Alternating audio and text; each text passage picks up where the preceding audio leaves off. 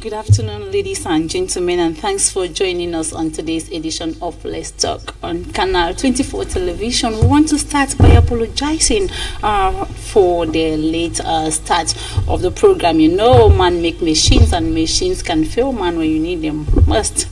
On today's edition of the program, we have two topics of discussion. Topic one is going to be the Mendoza affair and lessons learned. You know, he who speaks of the Mendoza affair talks of Operation Sparrowhawk. Operation Sparrowhawk, like we all know, was launched by one of Cameroon's former Prime Ministers, Ephraim Inoni, in 2006, an operation which aimed at curbing corruption and embezzlement of state funds. We cannot refuse the fact that this operation has hooked a number of public officials that we shall be talking during details of the program. Our topic 2 is going to be the SDF saga. Like we all know, the chairman of that party, the Social Democratic Front, John Fundi, had announced earlier about his resignation from active politics, which means automatically the position of the chairperson of the party is going to be vacant. And now we have the new chair, and we have the OC who have been on the newspaper headlines. These and more, me and our guest, we shall be talking about in a few minutes. But before we go, as you know, you can follow us live on Facebook on Canal 24 TV, and of course you can send us an SMS or a WhatsApp chat through the numbers on the bars of our television screen. Before we go to introduce our men in the house, let's have this short transition. I'll be back later.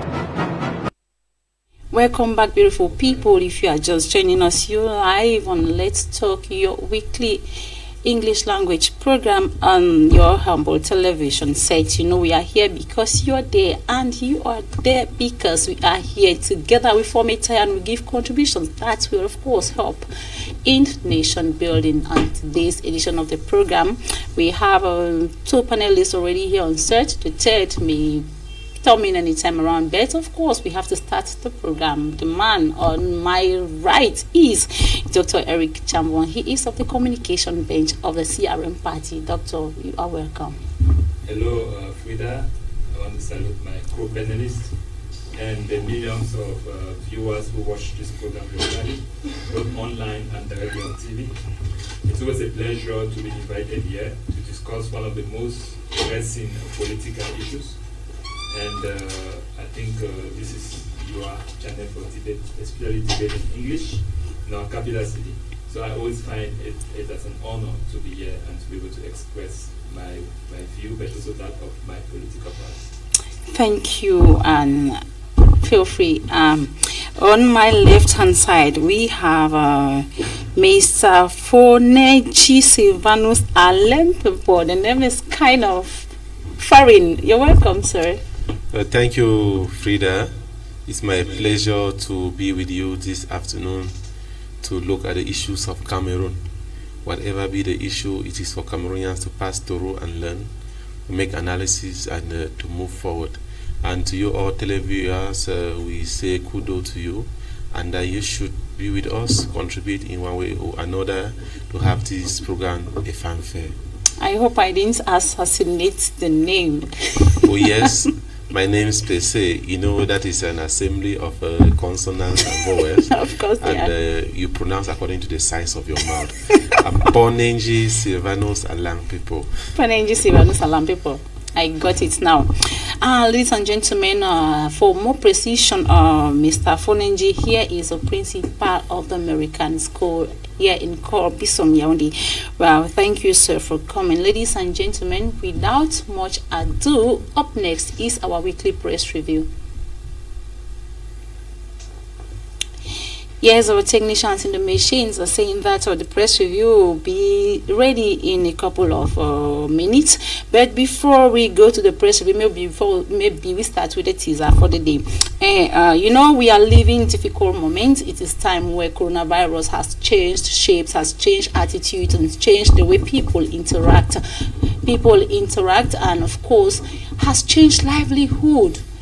The way people go about their daily activities has completely changed, and as we all know, we are in the second phase of this virus, the virus that has come with varieties out of Cameroon. We are afraid the varieties may even get to our own country, and how people go about their daily activity seem to be kind of worrisome. Some people think it is non-existent in Cameroon. Some people think it is a scam, and of course, and the whole controversy surrounding the COVID-19 vaccine. So we are here to tease ourselves first. Doctor, when you look at the way Cameroonians go about their activities during this second phase of COVID, do you have the impression that people are really conscious of the fact that the second phase is more deadly even than the first one? I'm sorry, Frida, and I think it's unfortunate that Cameroonians don't seem to have realized the gravity of the COVID-19 virus, especially the second round of it.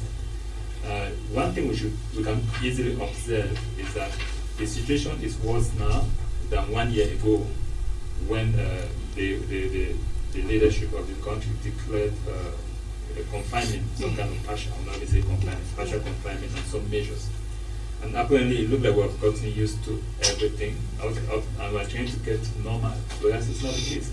One thing people have to understand is that when key personalities are dying, I can cite the case of Mr. Paul Erikinge, who is a popular politician, and the mayor of Jombe, Benja.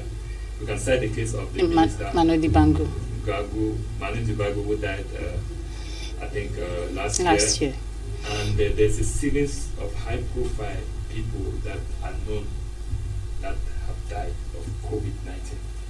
The point I want to raise is that when people that you know are dying, it means that people that we don't know, the regular people down there, are dying in large numbers, even if they are not properly reported. And again, it's not just to blame the government yet.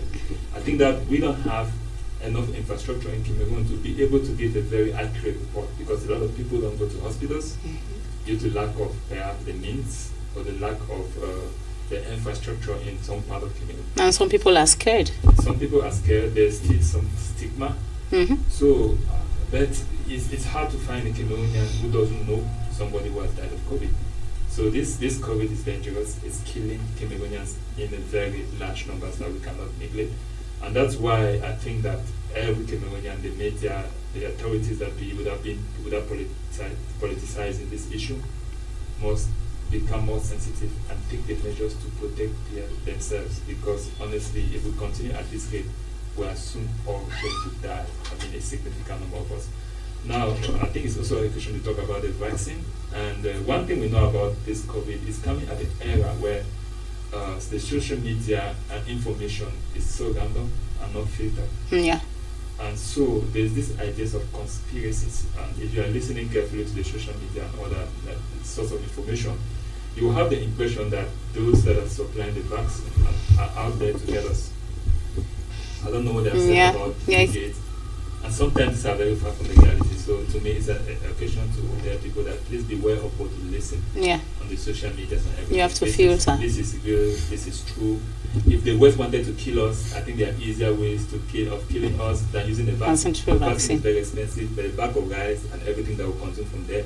If they wanted to get rid of us, they can do that in a very Of course, they have every way. Mr. Silvanus, when you look at Cameroonians, when you go to the markets, when you go to the brass, are Cameroonians conscious enough of the gravity of COVID-19? The issue of COVID-19, from my observation, is a story that people tell to entertain themselves when drinking. When the government says, sit in your houses, keep social distancing, people use the issue of coronavirus as a mockery.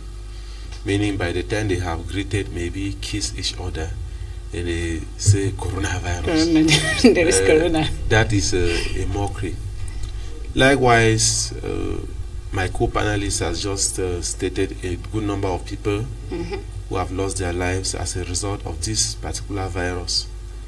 I must also add that sometime last year, we also lost a very strong politician, Prophet Ndifo Franklin, and it was reported of coronavirus. So if we see this type of people who had the means to take care of themselves and who could go extra miles to be alive, but they died, it is to tell us that coronavirus is existing. Perhaps we haven't gotten about some other people because we cannot hear about them, meaning they are the local people and who cannot be heard of. Coronavirus is real. Well, what I would want to also think now is in every situation where there is a problem, we always look for a solution. And in looking for a solution, there are competent people to look for a solution. Of course. The first occupant of this territory is a government, which is you and I, headed by the holders of the government. I think they have to revise the measures and see into it that there is some discipline. Because at one point in time, you may sit in a taxi of 5 people and you are the only one with your mask. And by the time you wear it, even in public, others would look at you as though you don't want to socialize. Do you want to tell us that you are the only person here who is afraid of coronavirus? Leave us without your stuff. And it's like a type. You know, we Africans have a particular mentality, and so much so that even something comes good, we think it is still bad. The issue of the vaccine, I think, is a good thing. If America, China, and other nations are taking the vaccine, then why not us? Nevertheless, when you go through social media, you see some other measures like hot water, ginger, garlic, onion. Yes, they are all good. Once you are sick and you are feeling pains, I think whatever thing is prescribed to you, you have no choice. The coronavirus is real. We Cameroonians should take note.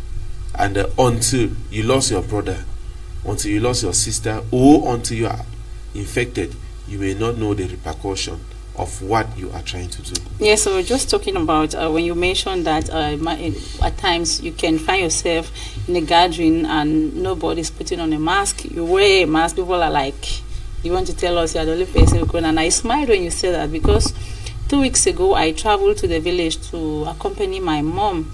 Then I had my mask on. My mom had hers. When we arrived, she removed. I was still with mine. I got stuck with mine.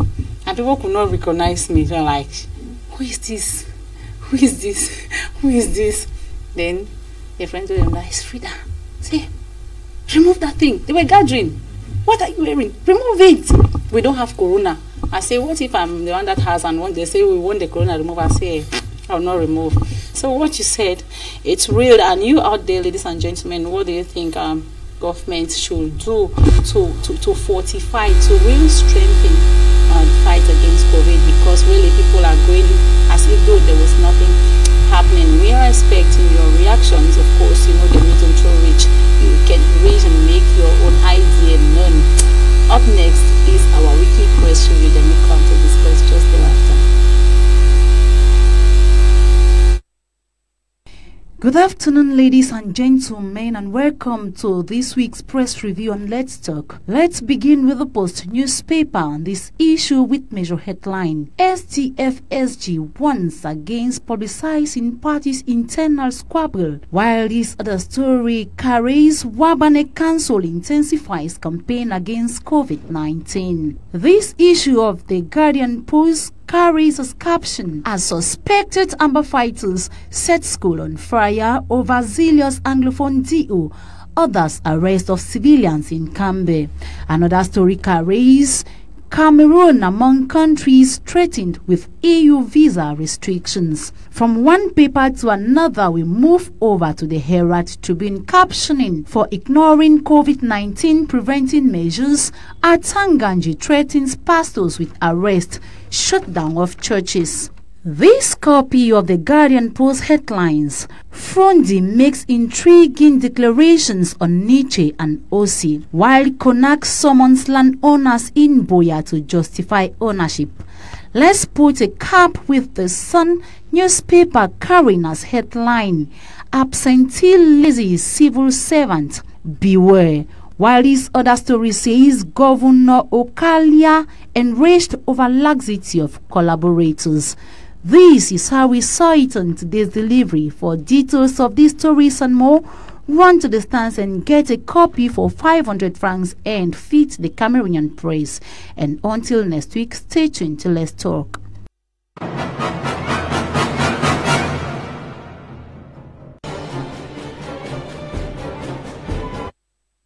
Welcome back, beautiful people. That was our weekly press review on Let's Talk. So, as tradition holds on Let's Talk, we comment on cashy stuffs.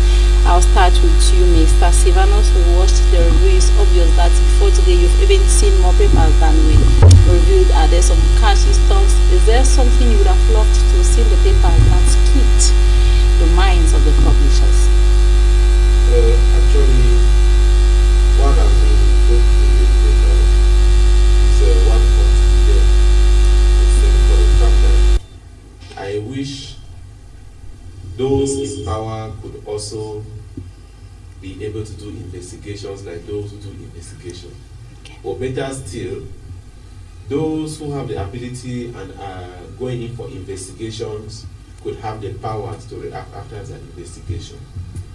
When I look one of the caption of Azilos Anglophone DO orders the arrest of people, I smile in tears because this video circulated, and it was clear that that is a reality. When you are lawful people, because I know in the NAM, the land law, we are aware of the fact that at 21, I am not a minor. If I commit my crimes, you're responsible for your actions. Then what if another person commits crimes? Am I supposed to go down for the crimes?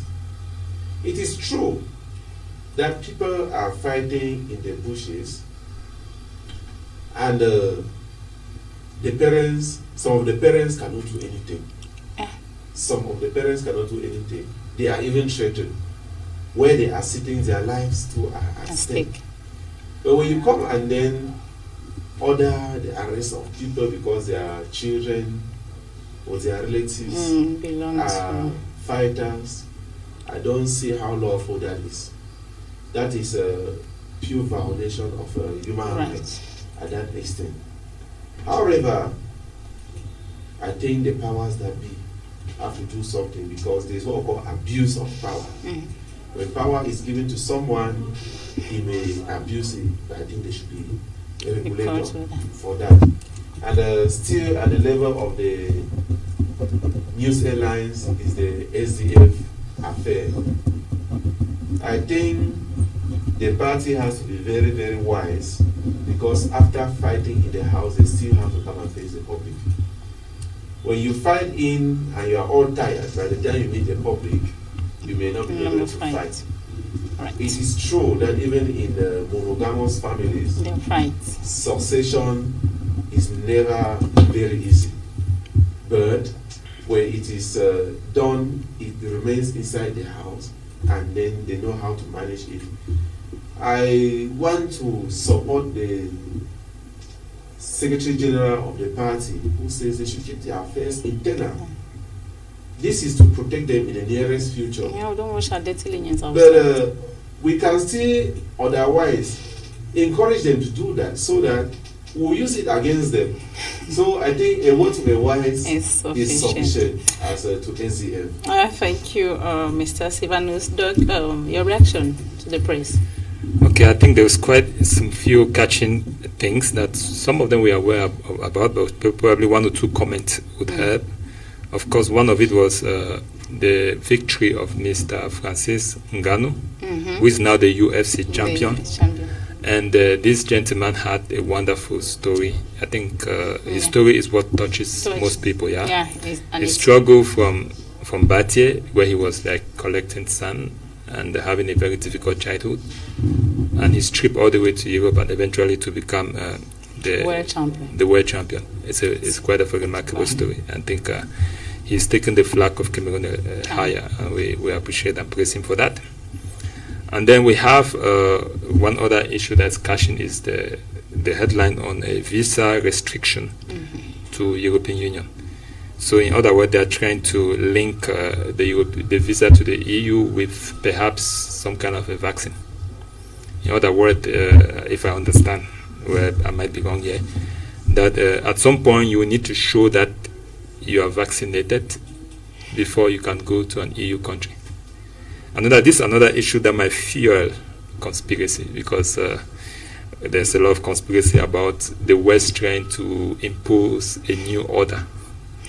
It means that new order, it means that the conspiracy goes as far as saying that people are being injected with microchips. It's interesting how this, and some people are very passionate believer of that, but you know, this European Union is fighting a pandemic that has hit them very hard, and of course we are not exempted from it. And they are doing a job of vaccinating their population. And so if foreigners are coming in, they don't want those foreigners to be a risk to the population that's left. And so it makes sense that that will be dealt with. I think one other interesting topic that hasn't had a lot of debate that I'm aware of, perhaps I don't know, is the threat of Minister Atanga Nji to the pastors. I know I hardly agree with Mr. Atanga Nji in the way he does his things, his approach. But I'm going to, for once, agree with him.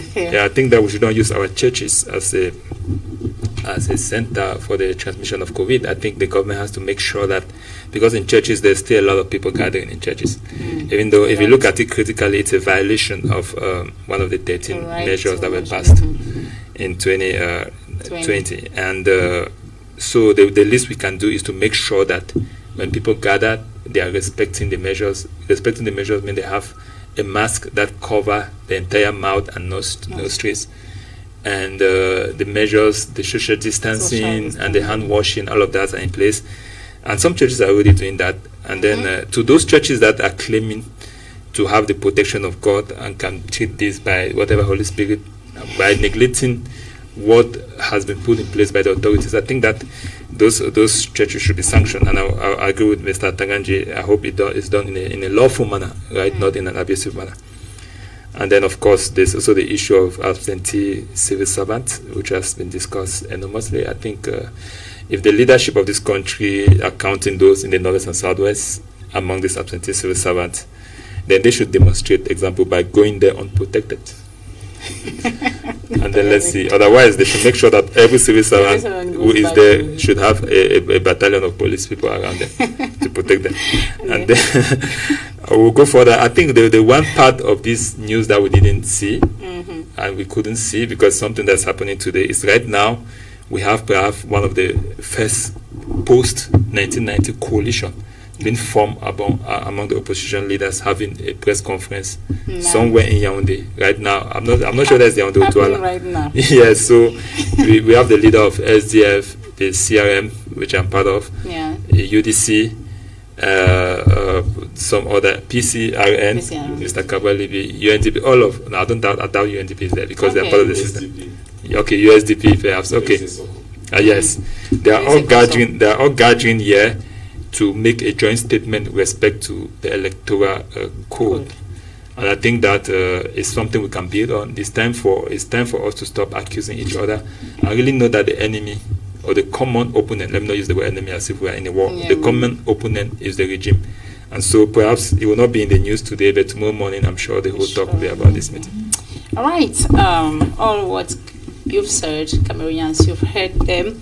We should be very careful the way we go about doing our things. Our topic one for today is the Mendoza affair. Like I was saying in our opening statement, that he who says Mendoza affair talks of Operation Sparrowhawk. And of course, we know that Operation Sparrowhawk is, of course, the sparrow that moves around to hawk people involved in, embezzlement of state funds and corruption.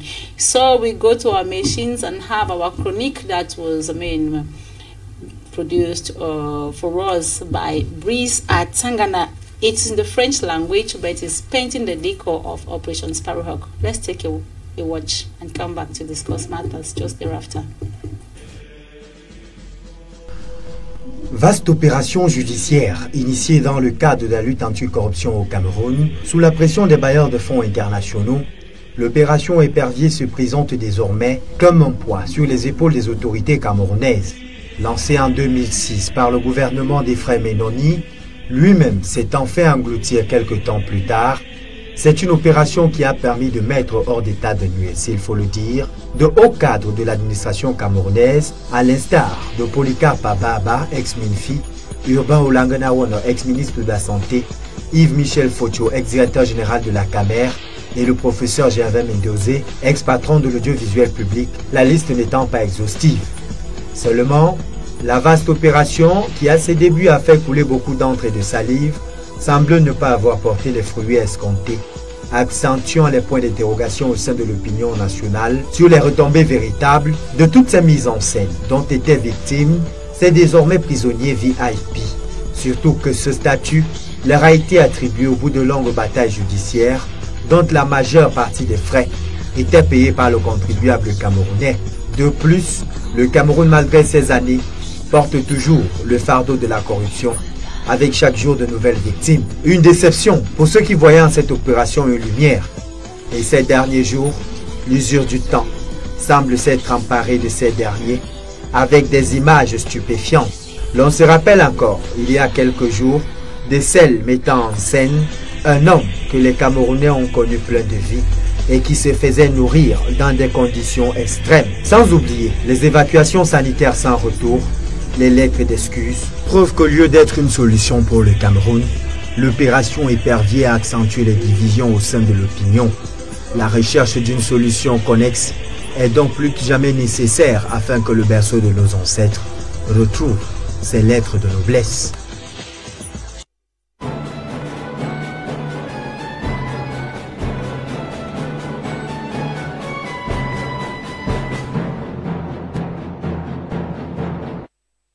Welcome back, beautiful people. That was our chronique for the day, kicking start topic one for the day, which remains the Mendoza affair and of course the lessons learned.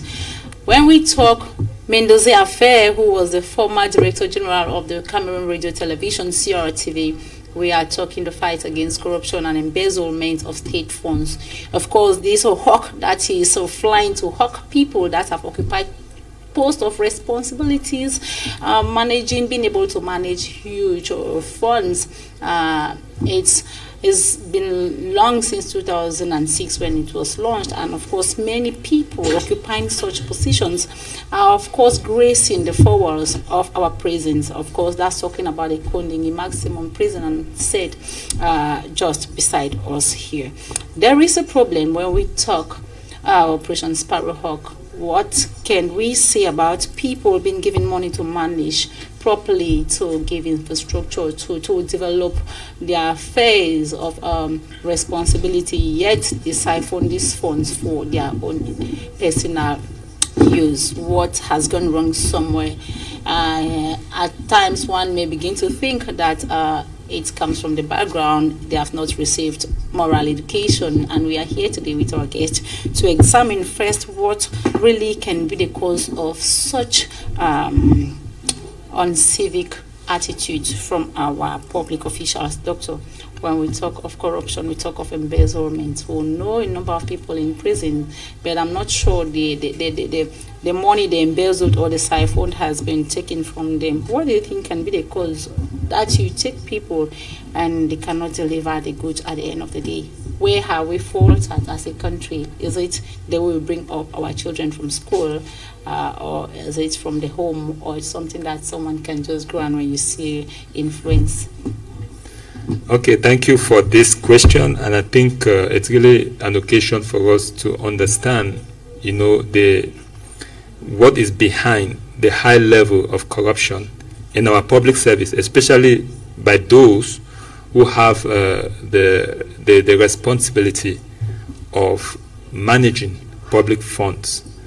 And so, for those who don't understand, Operation Sparrowhawk is the name given to the process where these people are called upon to answer in front of the judiciary branch of the government.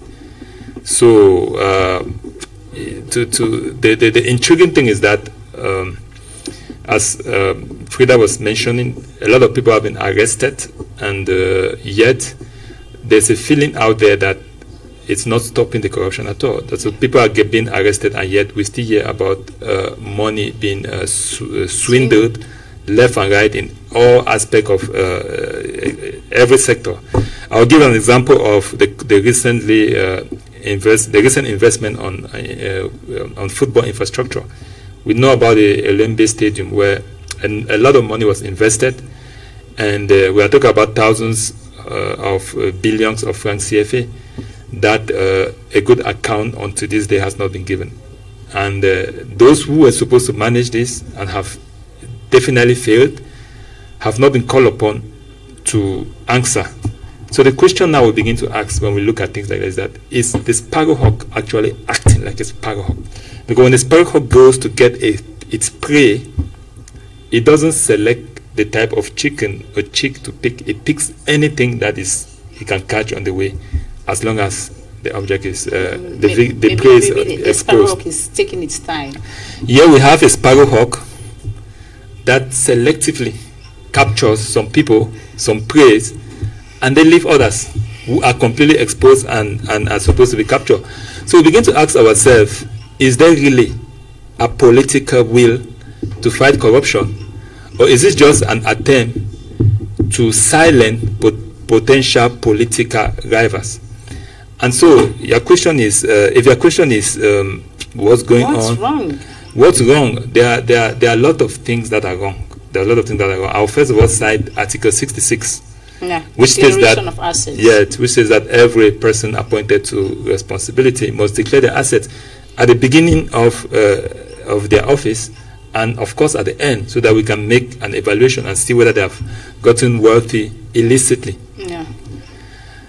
For some reason that we don't understand, the President of the Republic has decided to ignore this part of the law and completely ignore this article.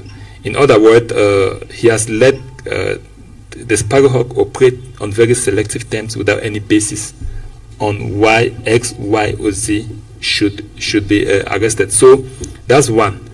Second is that the complaint I hear people say is that the important thing is to get back the money. I think that's a very simplistic analysis of it. You know, one idea of justice and punishment is to deter people from doing the act. Mm-hmm. If the only thing that people should do after they have been caught and brought to justice is to refund back the money that they are suspected of having stolen, then there's no impetus for us to stop stealing. Because the idea is that I will steal, and if I'm caught, I give back the money. If I'm not caught, good for me. So there's no impetus. So I don't think that we should limit ourselves, but as much as we ask for the money, there should be a punishment, a severe punishment that would deter people from stealing.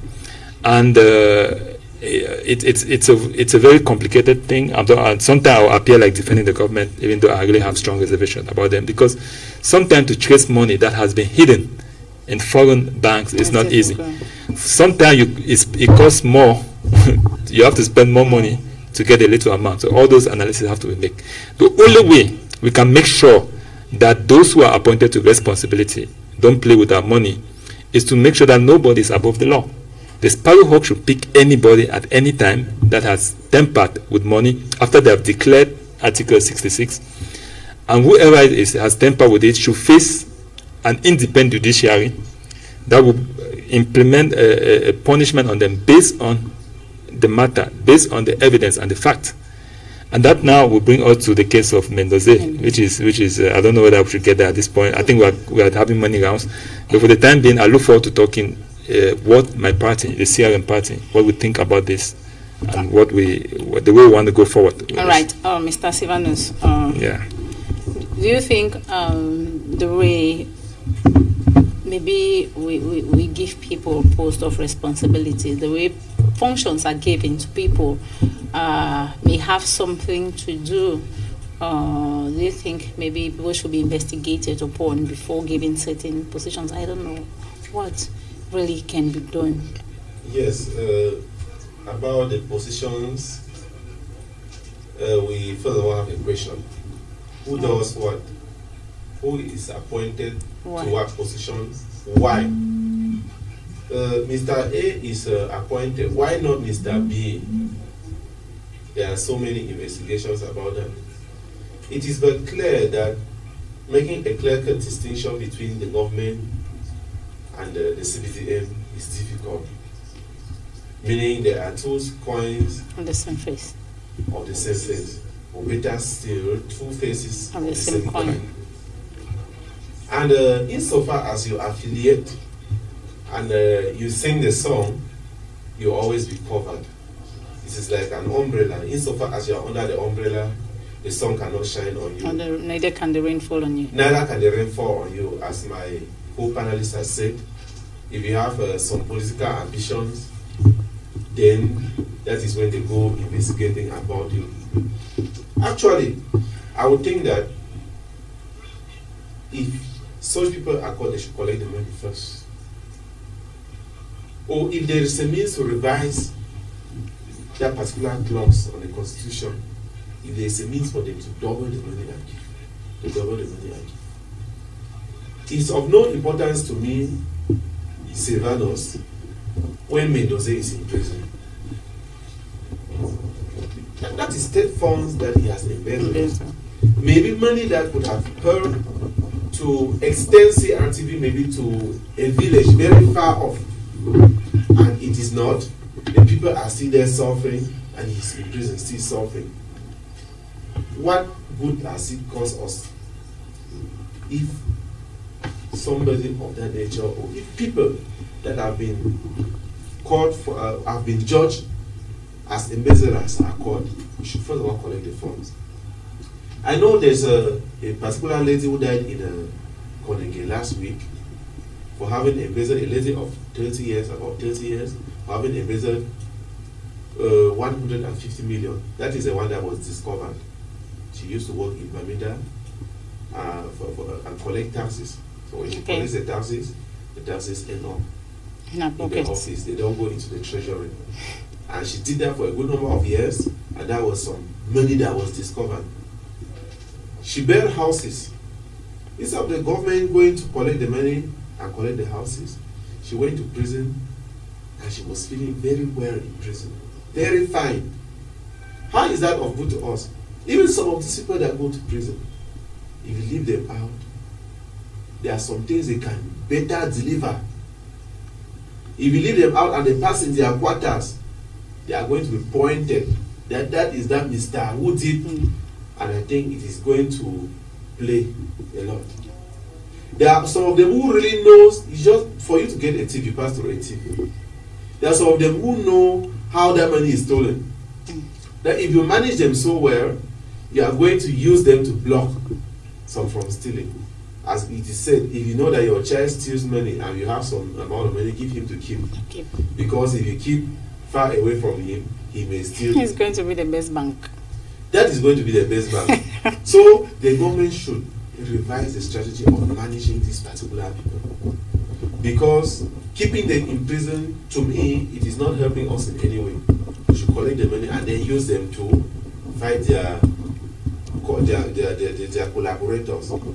Now, when we look at the case of some people arrested and released, and some people arrested and sent to prison, we ask questions as to why.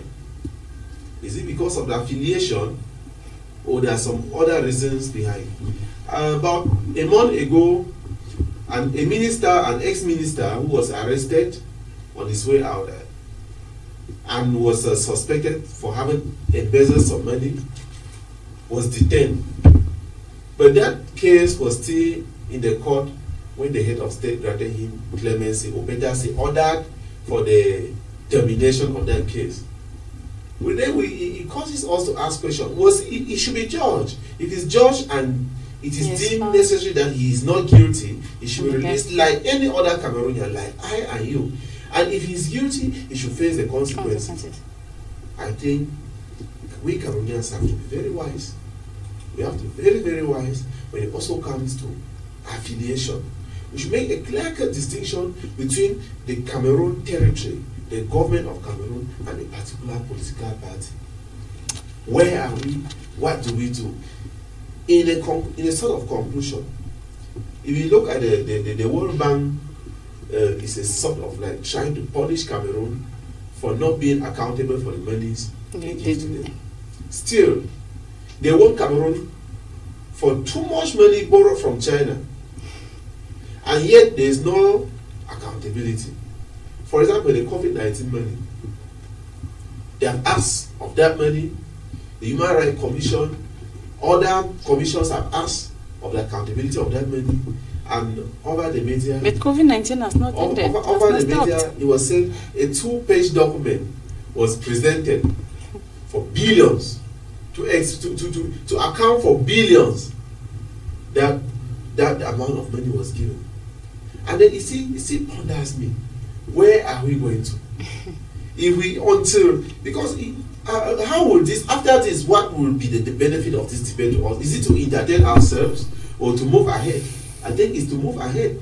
If any other Cameroonian is understanding with me, after we reason out, we should move ahead. There is need for us to change. There is need for change and to progress. Because if we keep on turning around the same position, maybe you are comfortable where you are. You think you are comfortable because you have not tested a comfortable seat. But I plead on you, be a normal human being, because a normal human being aspires to have the best. And we Cameroonians should aspire to have the best for our nation, thereby changing the system and having the best. What do we lack? Is it resources? Let us not go into that. We have it all, ladies and gentlemen. Like we are still on our topic one. As we all know, just a few weeks back, Professor Javier Mendoza, who used to be the former Director General of CRTV, was granted a presidential grace because we saw him sick in prison. He's so sick that his images were flooding the social media, which is not so good. And the president took pity to let him go and treat himself. He is out for treatment. I've not heard that he was flown abroad like they do with others, meaning he should be somewhere in one of these hospitals in Cameroon, in the country, in Yaoundé. Doctor, let me start with you. You saw, I want to believe that you saw some of those images of Professor Mendoza on the social media. He was being fed, could barely stand. It's like he has depreciated to nothing. Do you think the length of time in which, because I want to believe when he took ill, it was announced, he knew that he was sick, the length of time they left him to get that dilapidated was so good to let him get to that level before they sent him to go to the hospital? You know, Madam Frida, and it's also a question for me to talk to Cameroonians. I think when we are dealing with justice, we have to be very, very careful. Justice is not emotional. It's not favoring some people, some powerful people over others. It's about a perfect interpretation of the law and the applicability of the law to everyone equally. On equal basis. So when the message, the images of Mr. Mendoza were circulating on social media, I think I was in one group where they mentioned that they were calling on the head of state to do something, because this is somebody who had served the nation. You know, and I was quick to point to my colleagues that are we really expecting the President of the Republic to be the one that settle judicial issues? No. No, of course not. And so I was telling them that as much as we sympathize for Mr. Mendoza and his family, you don't want anybody to be sick. You don't want anybody to be in that situation. It's a deplorable situation.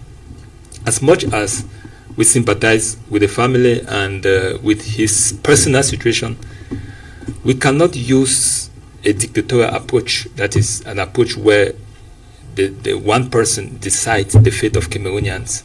Because if we count on one person to decide who will be released and who will be in jail, that person will be able to put anybody he wants in jail at his desire, at his convenience or at his desire, and that is not the kind of judicial system we want. So that said, I think that it's unfortunate that the President of the Republic did what was to me an abuse of his authority. He decided to, even though we haven't seen the report, we haven't seen the official document, they decided to grant Mr. Mendoza some kind of clemency. To me, it was a complete abuse of the authority of the head of state, and now we have a justice system where the head of state can pick and choose who to grant clemency to, and then I can tell you that there are people who have been in prison and have died and did not even have a chance to go to the hospital. And it's sad. It's not that we want this type of thing to happen. And then now the question is, what are we using? What's the basis for which everybody is equal behind the law? When that is said, it's time for me to really tell like the vision that we have, us in the CRM party, the Cameroon Renaissance Movement, of which the president-elect, the president of the party is the president-elect, His Excellency Mr. Maurice Kamto. One of the biggest, the strongest pillar of our transformation of Cameroon is what they call the political pact, which is now we call it the institutional project. What that is that we want to reform the institutions of Cameroon so that this institution become like independent and strong, because you cannot create a country with the kind of institutions we have now. And in order to do that, we have to really reform the judiciary system and make sure that magistrates and judges are people of integrity who interpret the law based on the facts and the data. Not that there's a super person who decides who is above the law. And let me tell you something, because when we say this, people think that is a far cry, we are exaggerating. But I'll tell you a country that is also dictatorial, but at least in the judicial system they are more advanced than Cameroon. Uganda. Recently, the leader of Uganda, after the presidential election, I think it happened later last year, he was held under house arrest. So just like we saw here with Professor Maurice Kamto, you had the police was sent to his residence to surround him and prevent him from leaving the house. Within 1 week of that action that the head of state, Museveni, did, within 1 week of that action, the judicial system sat and ordered the dictator that, look, what you are doing to these citizens is out of the law. They are asking for the police to be withdrawn from his residency immediately. And immediately the troops were pulled out. And again, he became a free citizen. This is a country that is not known for democracy. But at least in the judicial system, they are good. I cannot cite the example of Malawi, where after a fraudulent election was conducted, in which the president was elected president and declared winner, 9 months after, the judiciary looked at it and said there was a problem with the way the law was interpreted. The High Court sat together and looked at the matter and said that the election was annulled. That they have to, that just for the sake to leave a record that Malawi cannot tolerate any form of suspicion in the electoral process. They are going to cancel the election and call for a rerun. And behold, 9 months after the president was installed and declared winner, a new election was conducted, in which, of course, the opposition, that person who came third, joined the guy who was second, And they had a very significant victory. And that guy, Peter, I forgot his name, Peter Matter something, I don't know. He left office. These are examples of how independently a judiciary should work. Here in Cameroon, we have a situation where an election is validated on 32 of 58. Because we talk about 32 result tally sheet, which we call influence PV. People think that is 32 and 25,000. 25,000 is what comes from the polling station, from the voting, the polling stations. But Cameroon has 58 departments. So we produce 58 departmental tally sheets. From those 58, 32 were not signed. 32 were illegal, which means that anybody could have printed those PVs on a sheet of paper and brought it to the National Council to count, and that's exactly what happened. Because the results that we had on the field that show us winning in the far north, winning in Yaoundé, winning the entire littoral and the west, and then having significant challenges in places like the north, did not show up in those 32 PVs. So when you have a judicial system that is like this, you start having problems like what we have in Mendoza, where you have in a proper judicial system, Mendoza's issue would have been addressed long ago by the judiciary, because we don't know why he's in jail. And if he's in jail for a crime, why has he not been sentenced? Why has Mr. Mendoza not been sentenced after many years? We cannot talk about Mendoza without talking about Adamo Vamoke. Adamo Vamoke is Amadou Vamoke. Yes, he's a successor of Mendoza at the CRTV. This man has been in front of the magistrate more than 50 times. And each time, he has not had a fair share in front of the court. Each time, his process has been adjourned. And because they cannot find a proof of what they're accusing him of. They're accusing him of stealing money, but they don't even have a proof to show that money was stolen. This is an innocent citizen that has been behind bars for over 6 years, and he doesn't have his chance in court. And this is he wrote a recent letter saying that his life is decided by the whim and caprices of one person, and they call him the Minister of Justice. Mr. Lawyer is the one who has him there, if you follow Mr. Vamoke's letter. Is that the kind of justice you are trying to create for this country, where people are being held in jail for nothing, and then somehow, whenever the head of state feels like he wants to make a political point, because I can tell you that Mendoza's picture drew sympathy.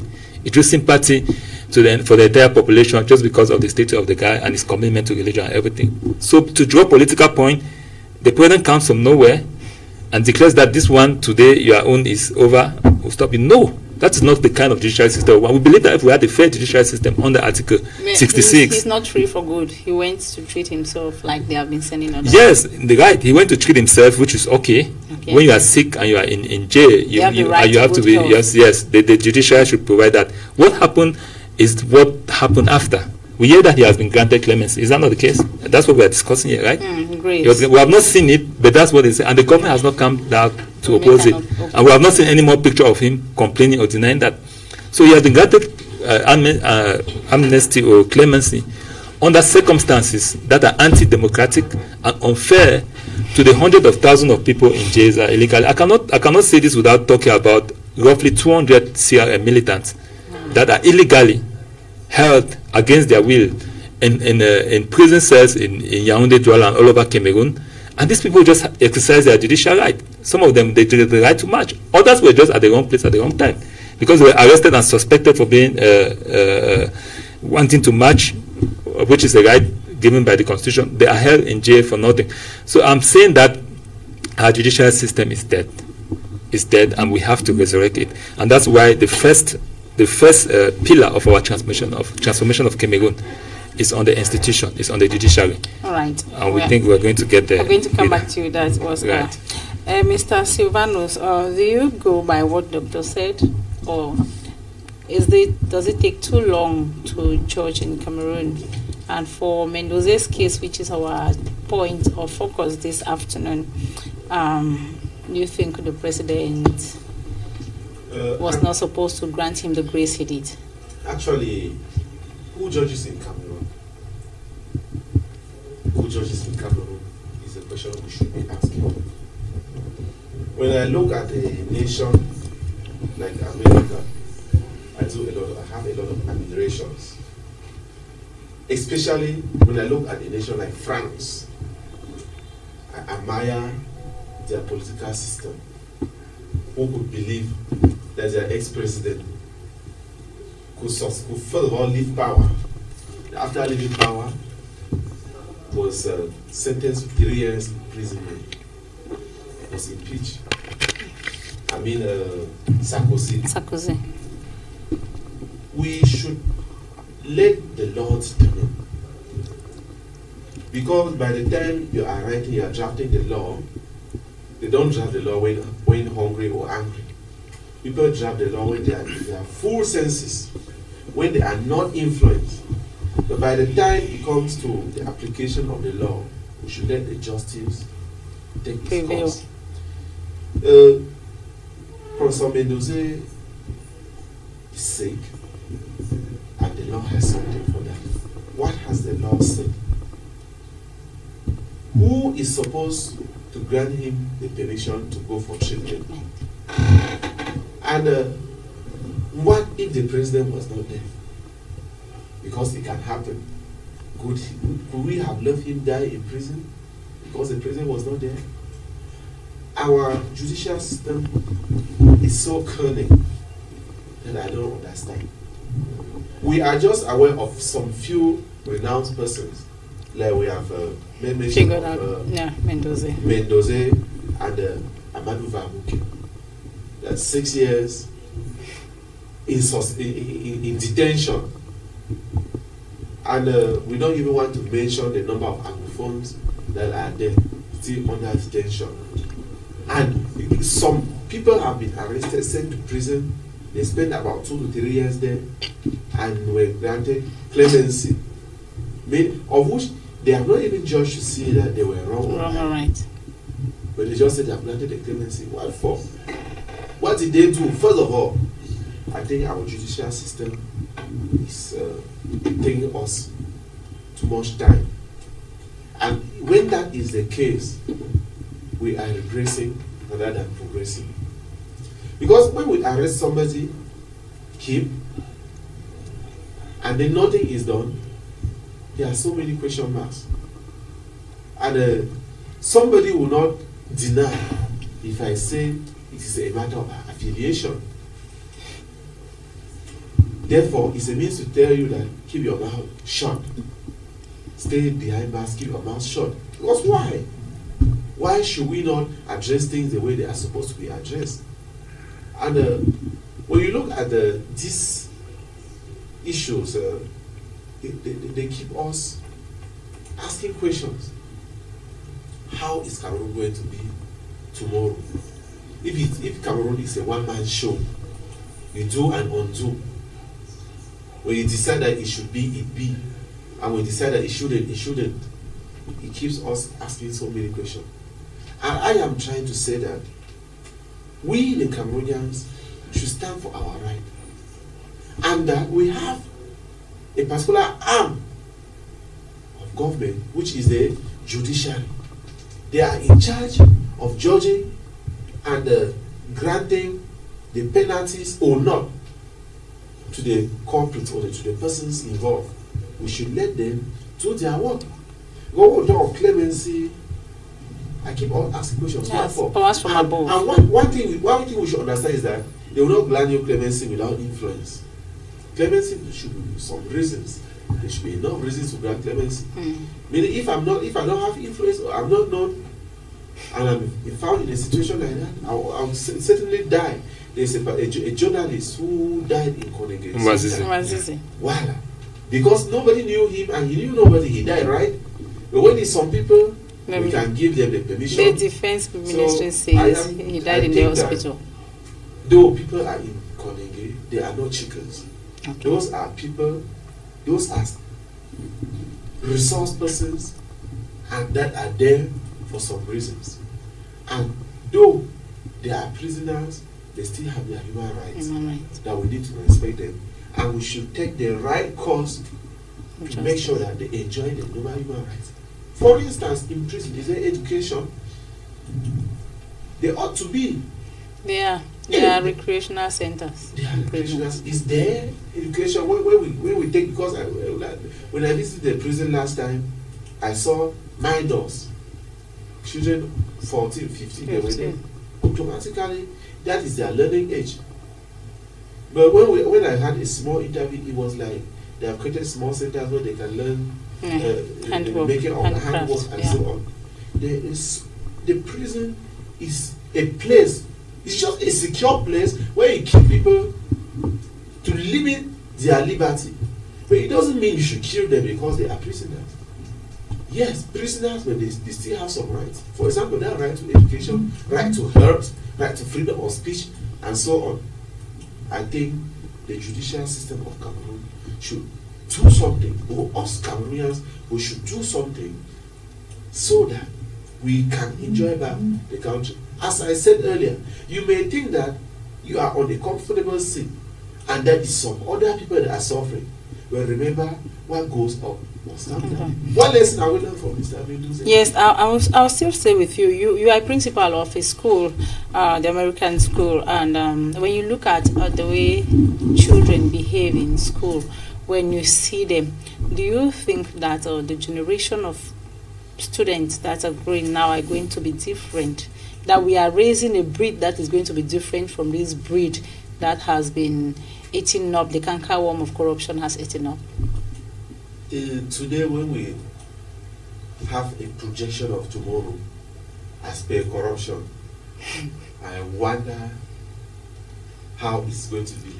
Do you think we are raising upright citizens? I just think if we say so, if we want to look to be frank to ourselves, then there's a particular government that will come up and legalize corruption. Because the children, because whatever, let me tell you, whatever things that they do, even in the government, they go back and that message is sent to children. Yeah. They are aware. They are aware. There are children who tell us that they just want to, they call the GCE just to have they the just GCE. Want to have this GCE. They're just and that their positions are supposed to be secure somewhere. There are children that you don't threaten them. Even with a cane, they tell you you cannot do anything to them. Their parents are going to take you to court, maybe jail you. In fact, Cameroon has to do something also, especially in the domain of education. Especially in the domain of education. The internet did not evolve today, especially in countries like America. And we have not heard of children doing what our own children are doing. Is it only us that are going to start doing this because of evolution? Abusive use. Abusive use of technology. So who is to be blamed? I think maybe the government did not also know that the technology will come to this extent when they were defining the laws. Although, to what extent do they follow the laws of education? They are made laws that when they deem necessary to hold a particular person down for, they use them. Because if you want to follow, for example, in the law of education, a child less than 10 years is not supposed to be there. Between 6 and 10 years, you have to be in school. But when you go to the village, you see children, there are no schools, they don't go to school, and it's not a problem. I think the government has to do something now in the education of Cameroonians. Else, we are going to face the worst tomorrow. Especially when I was growing up, when my teacher tells me, I'm going to tell your father this particular thing. In fact, when you know that a particular teacher knows your father, you escape from all crimes that that teacher can see. And when you also know that your teacher knows this particular teacher, your father knows a teacher. You are very, very cautious. But we've come to a point in time when children don't fear their parents. They are not afraid of their parents, not at all. Teachers don't speak to them and they respond. Children have the guts at times.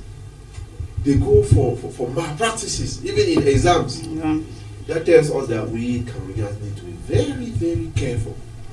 It is true that times have evolved, and those are the challenges of evolution. We need to sit down and re-examine that since times have evolved, our children are exposed to the real world. The real world, we used to, our parents used to tell us, I went to the hospital and bought your junior brother or sister. And we're very happy that, wow, the doctor is a good person. My mother went to the hospital. But the children, they can explain it to you from A to Z. They learn it in So the government has to sit down and look at this issue. Because it is so rampant, very, very rampant. Children come and propose to their teachers that I'll give you this for this. Give me marks. I'll give you 10,000. 10,000 for maths. Teachers are hungry people. I say teachers are also hungry people. Some of them will fall. Doctor, but I don't think teachers. You are not hungry people. You can never have your brain and you are hungry. No way. Except you are so stereotyped in a particular setting that you cannot excel. In education teaches you to fetch for yourself. Education does not give you a job. Education teaches you how to look for your job. So if you are a particular teacher, maybe teaching geography, don't think that that's the end of your life. Look within the setting of the geography you have been teaching. What else do you teach them? Maybe mining, maybe forestry, maybe agriculture. Why don't you venture? For you to succeed, you must be an adventurer. That is it. I'll come back to you. Doctor, he's painting the bleak picture when we say, because I want to believe that this problem of corruption, embezzlement, it's from the root. And now he is involved with students and he's painting a bleak picture. It's like if we don't do something, the next generation is going to legalize all these malpractices we are talking about. That has brought a sparrow hawk that has taken people to Kuningi. Are you of the same opinion? Are you afraid like he is? I think I'll add to what Mr. Foneji said here, that corruption is already legalized in Cameroon. It's not a matter of the next generation. How do people get into ENAM? How do people get into these schools that eventually they'll become teachers of our children? Examinations, concours. Right, public. I can prove to you in a very short time, without calling names of people, that the way the public exam affairs of us set, it is impossible to select the top 100. I had some time ago. I had some question on the public exam. You go to an ENAM exam on, let's say, administration. They ask an open question. One question, how does a bank work? Let me put it that way. Or what is administration and this and this? That is one question. They are supposed to answer in 2 hours over I don't know how many pages of paper. There are 10,000 people that are going to answer that question. Tell me by what magic you can rank people based on an open question that has no definite answer. Tell me how you can come out from that 10,000 list and say that these are the top 100. There is no way you can do that other than, because I'm also a teacher and my colleagues are a teacher. There are questions that if you want to grade people, rank people in a population, in a sample that are taken, there are ways that you can structure the questions so that they are more specific. Yeah. You can measure knowledge and that. You cannot put an open-ended question that 10,000, 100,000 people will take. At the end of the day, you come out with a list of 100. The only other way you can do that is to have another means to collect money from people from which you would publish the names, and that is what is happening. It's not a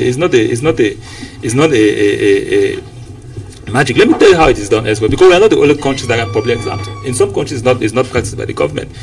If you want to study in the US, for instance, you want to do a graduate studies, and you want most doctoral programs, especially in physical science, you do it by what they call assistantship. In other words, assistantship is given to people who have demonstrated they have the mental ability to study advanced studies and succeed. And so how do they do that? They have a board, they call it the ETS, Educational Testing Service. In that educational testing service, if you want to take, they test mostly on math and English. Some, not just the English or the grammatic English, but more advanced, whether you can read complex text and interpret it. But what they do is that in those questions, they do multiple choice questions on a computer program. So the computer has a database of thousands of questions, maybe 10,000. When you sit in front of that computer and you're doing it, you put your information, they randomly select 100 questions for you, you answer them, it gives you your mark right there. When I come and do it, it's going to select my own 100. The questions are about the same standard. So whatever 100 they select, it will be almost at the end, it will be level up. You do the answer. At that end, you know what your marks is. I know what my mark is. And at the end of the day, the schools that are going to hire you, they look at that score. And I'm saying that because I'm a beneficiary of that. I could never have passed a concours in Cameroon if we're counting on this system to go and do my advanced study. But I happened to have known about this and took my GRE, and I had assistantship, and I studied in the US for 5 years. that was sponsored by the government. I didn't have to know anybody. I just needed to prepare for my exam, sit in front of the computer and take, and my marks is all over. This is not too much technology to do. We bought how many? We bought 500,000 computers to students. This is not complicated. We can use a model that is very measurable to do public exams, and we'll select the best. We can ask experts to submit questions, 100 questions per expert. You can give them a salary for that, multiple choice question. We have a database of 10,000. You feel that you want to take an exam in administration, and they put it in front of a computer there. It's 30 minutes, you answer those questions, your point is there. At the end of the day, they select the best point and hire the best person. We will not have this complex system of corruption that is taking place. Yeah. It's not that part is free. So on that respect, I say that corruption is already legalized in Cameroon. We are trying to undo it. And we in the CRM, we have a very clear and clear propositions. First of all, we want to move education from letters and degrees. We want to move education towards practical and professionalism. Okay. That's why we are pushing for the fact that all 58 departments should have what we call professional centers. And the center will depend on what that department produces. So there is a department in the forestry area, in the forest. The Equatorial Forest of Cameroon is definitely expert with dealing with wood. There will be a professional center that will train people on that. A department maybe in the coastal area. You know, there's fishing and all that kind of stuff, and everything having to do with maritime, everything. They will have a professional school on that. And so that's how we do with that. For those who have advanced degrees and everything. For those who drop out, let's say at high school, for whatever reason, we have now what they call training centers. That is vocational centers, which we say we'll have 360 vocational centers. So in all the subdivisions in Cameroon, there will be a vocational center. And the aim is that they will train people on a specific vocation. Countries have done this and survived. Like, we can actually create wealth and come out of poverty if we restructure our education. We should not train people to go to the universities and get a degree in letter without being able to do it. Job hunting. We should train them on professions, on vocations, so that when they come out, they can actually be job creators. This is how we can collectively come out of poverty. Yes, a quick one. So, early lesson learned from the Mendoza case? Certainly. The lesson is that the first lesson is that our judicial system remains terribly bad, and this supports the findings of Ibrahim Index of Governance in Africa, which ranks Cameroon. When it comes to the rule of law, Cameroon is ranked 44 on 54 countries in Africa. We are 44 on 54. So we are among the worst countries when it comes to the rule of law, and that means our judicial system is bad.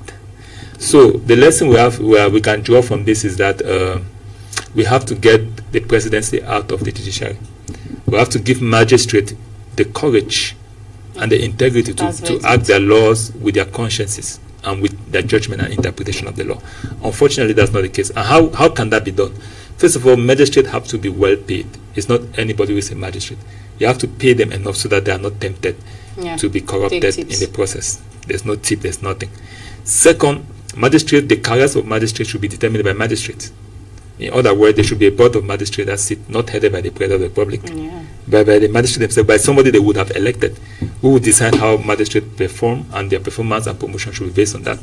If we depoliticize the process of the way the judicial system works, I believe that we are beginning to move towards an independent judicial system, and I think if we do that, I think that we can solve a lot of problems in Cameroon.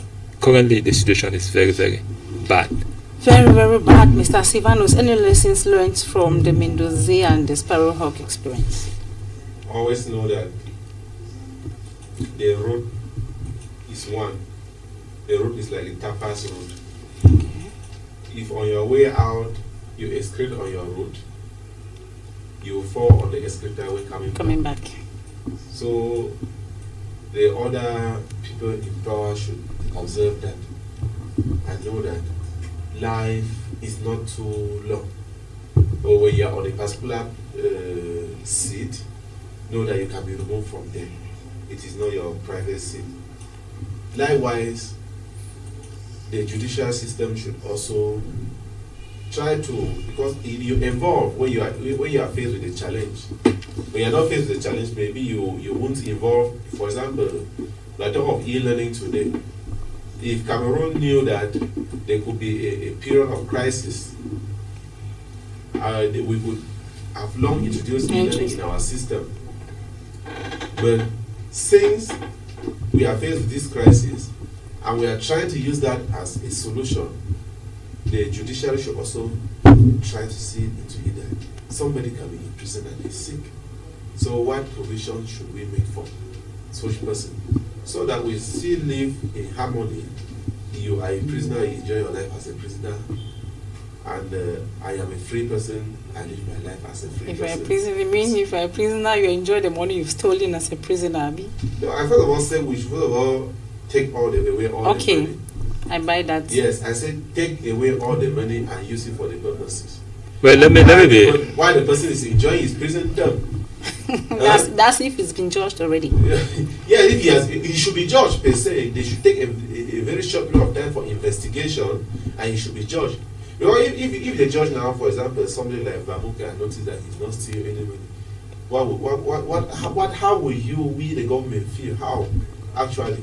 So we should take a relatively short period of time to judge, and then take the money first and use it for the purpose. If the person has properties that can be sold, we take them. As he said, when somebody owes you 10,000, you see 2,000, first of all, take and put in the pocket before you start asking for the rest of the 10,000. Well, just to comment on that, I don't think that so far the people who have been accused have not had their assets frozen. It's part of the process. When they are accused, their assets are frozen. Now, the truth is that when money is stolen, for the most part, it's not kept in Cameroon.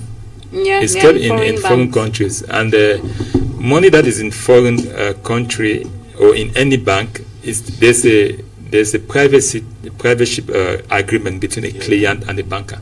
So the banker, no matter what, will not release that information like that.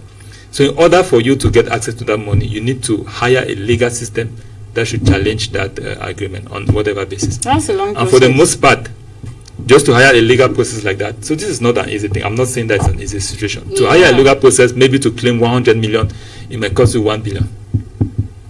At those international level, that is the price you have. So at times you start asking yourself, what should we do? So that is to say that what we need to do is to do everything to deter people from embezzling money. So even put mechanisms that block people moving money. And the first instrument to do that is to pass Article 66. When you are nominated, we see your word right there. You give every legal indication of your word. And then, if your word begins to grow in a funny way, exponentially, we have access to it and we are able to ask you that, how do you get this money? You have to be able to explain it. That's how it happens. So we can preempt it. We have to preempt the theft. Second, I want to say is that I don't think also that the law doesn't give the right for people who are sick to go to prison. Of course, before the clemency came, Mendoza was in prison to go to the hospital. Yes. I've been going there from Mendoza. Yes. Before even they went out, in the case of Mendoza, he was no more in the prison. He was in the hospital. The image that was circulating on him, in the hospital. It was not in prison, it was in the hospital. So that part is already taken care of. I think if we just look at those little things, we'll miss the point. The point is that the hand of the executive is all over the judiciary. And so they are blocking the judiciary from being an independent organ. And because of that, Cameroonians are not being served justice. And we are seeing all sorts of abuse of the judicial system in every sector in Cameroon. I think that's the point I was trying to make. That's a point we're trying to make, a quick one, where we'll be rounding up. Our time has gone so fast. Okay. So maybe we just look at the lessons learned. Let's look at the SDF saga. We've seen Joshua Osei, we've seen Honorable Nietzsche. Doctor, you are involved with politics. Are you scared for the SDF with this kind of happenings just in the short while? Not at all, not at all. I think, again, I would have loved, if I want to debate this, the best would be to have an SDF person somewhere, but we are just rounding up, and I have to be clear, as a politician globally, I think that people underestimate the movement called the SDF for one or two things. First of all, I would say it's one of the most democratic parties in Cameroon. That is something that we have to acknowledge. Because the SDF is the one party that has shown that you can have transition and leadership. And here we are talking about Fundi was declared that he will not be a candidate. I tell you that in the whole of Central Africa, and Francophone Africa. I've never seen a politician who willingly withdraws himself after still being popular. Look at Côte d'Ivoire with Gbagbo and the rest. They are still fighting. Henri Konan Bédié, who was a former president and an opposition leader, is almost 85 or so. And he has not given away his party, and he's still hoping to be president of Côte d'Ivoire one day. So Fundi has given a lesson to the entire Central African Republic and to the Francophone Africa that a leader he is stronger than Biya physically. Okay. He's able to walk places and talk to people, but he's saying that I'm tired because I cannot serve people the way I want. And to me, that's the story. Now, what is happening between Honorable Osi and Honorable Nicho? I think that there are just normal things that happen in parties. As a person rightly said, sometimes it got out of the platform. It would have happened within the party, not on the media. I think those two candidates took it to the media, and they are to be blamed for that. But it's something. One thing I think the SDF, we should not underestimate their ability to survive, because a strong party is one that is based on a governing philosophy. Right. And that of the SDF is what they call social democracy. So yes, there is a party of social democracy, which is a philosophy that is known, is popular in Europe and all over. And that philosophy has the premises of social justice, which us in the CRM also agree with. Right. We are social liberalism. Right. And like I said, that we have a better philosophy, because our philosophy also puts the ability for somebody to excel at the top of the strategy. So I think that's what the point I can make on that. All right. Thank you. Yes, since as we are just using it to conclude, we didn't have time to talk detail in it, given the fact that our SDF panelists did not make it here. Mr. Silvanus, are you scared for the SDF? Are you afraid of the days ahead? You may not be a politician, but you are observing, you are a Cameroonian like me. You know the days of glory of the SDF. Actually, who is a politician? Anyway, bringing in some politics. That's be interpreted that's true. One way. Okay. SDF, to me, this is, as I earlier said, in a monogamous family, where there are only two boys in the house. Everybody wants to succeed, father. Of succession. It's very normal. What matters now is how is it managed. How they handled. It is interesting to see into it that people are buying into the it's also animating the gallery. Yeah, it's animating the gallery. I like it. I like it, and I appreciate that party.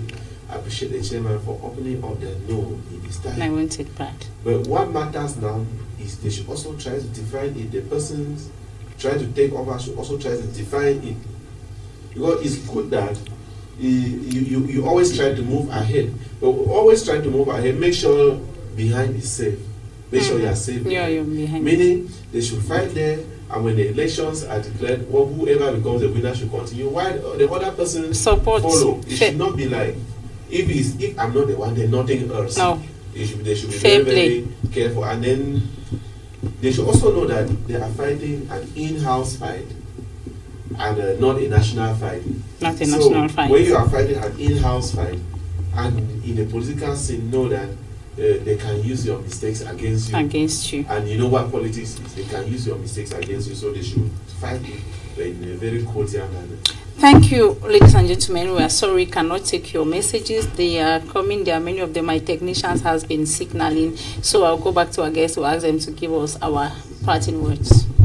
Well, I think my closing word will be directed towards the conference that is happening today. I think for the first time, opposition parties in Cameroon are coming together to send a strong message, under one umbrella, to send a strong message that we will not continue like this without a reform of the electoral code.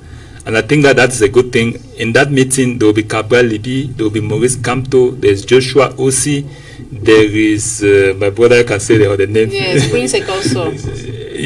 Yeah, and so we have and then Tamunan Damjoya.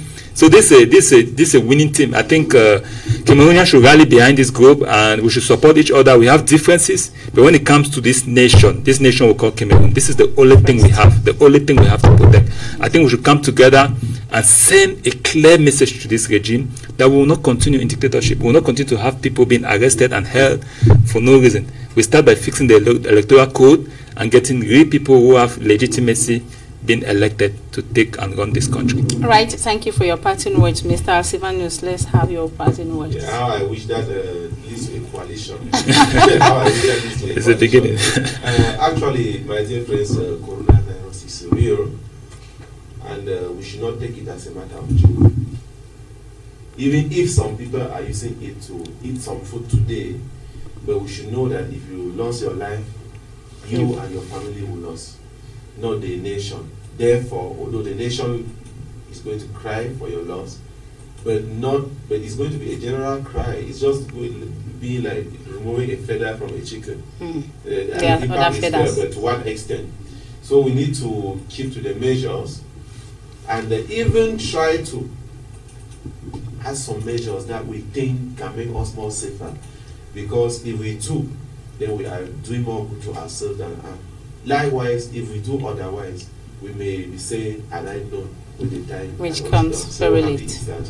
All right, ladies and gentlemen, that is how we saw it on today's delivery. You have been in the company of Dr. Eric Chambon, who is a communication officer for the CRM party, and of course we have Mr. Sivanus. That name is complicated for me. He is a principal for NEJO, principal of the American College here in Corubison, Yaoundé, and I've been Frida Igbe, your humble host. And because coronavirus is real, and we are encouraging you to respect all the barrier measures put in place by government, and of course the ones you yourself can ever imagine of. Before we depart, we sanitize our hands. Thank you. Until next week, stay safe, stay tuned, keep watching Canal 24, and have a blessed Easter. Bye bye. The copy of Kaba, I didn't know that. I'm just wondering how much.